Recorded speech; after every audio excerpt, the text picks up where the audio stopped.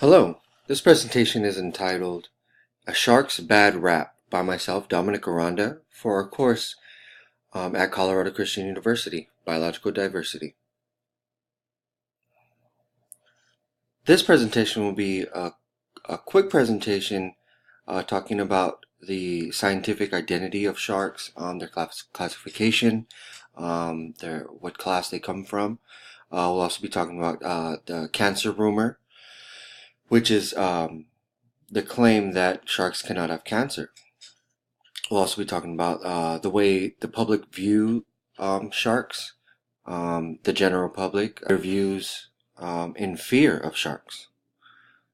And then I'll be going to a final thought about sharks and how God and creation all come together for everything that we do know about. So a shark is scientifically classified as an elasmobranchifish, which is a subclass of the chondrichthyes. And its all-around classification are the cartilaginous fish. In its relation, sharks are related to any fish that have cartilage for skeleton. This puts them close related to fish like rays and skates. Now, a shark's main food source are many things, including fish, crustaceans, mollusks, plankton, krill, and other marine mammals, including other sharks, among other things.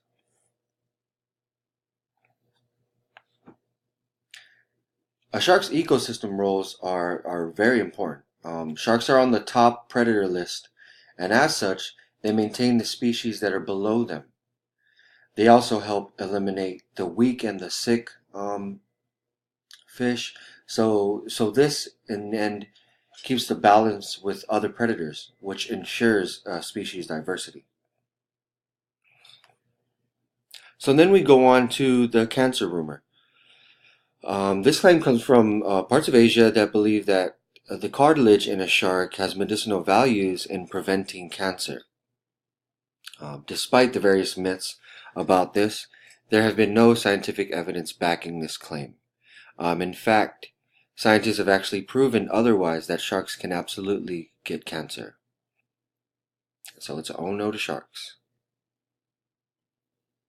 The public view on sharks. Referencing our text, Biology, the 11th edition, sharks, they have a very mean look. And they definitely have some scary characteristics. They have a strong sense for blood, which hence can allow them to attack any animal they wish to. Their teeth are modified scales, which are hard, and they're constantly shedding them and growing new ones. In the eye of the public, this is a scary thing, of course. And when asking 15 general people who didn't know too much about it, didn't know too little, just knew sharks in general, I asked 15 people if they feared sharks.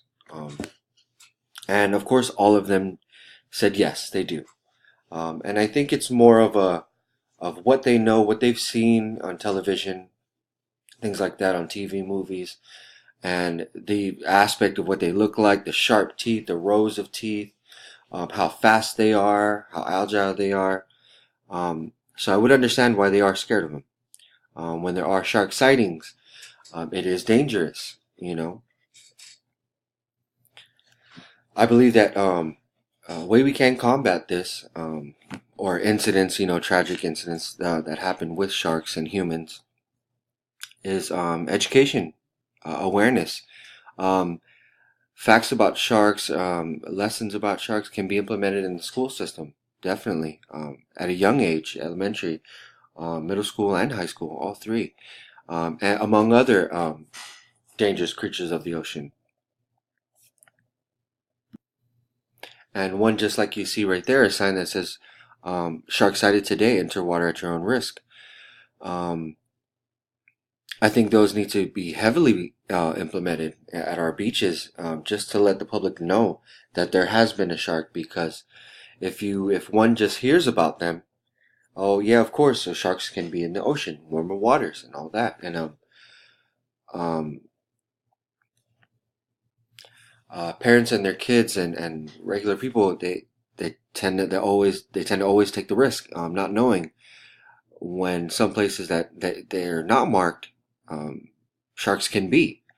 So having a watchful eye, having the city, any city that has a beach, having them more involved in their oceans, ocean water, beaches, beach life, um, is very important to the public and should be given awareness to the people.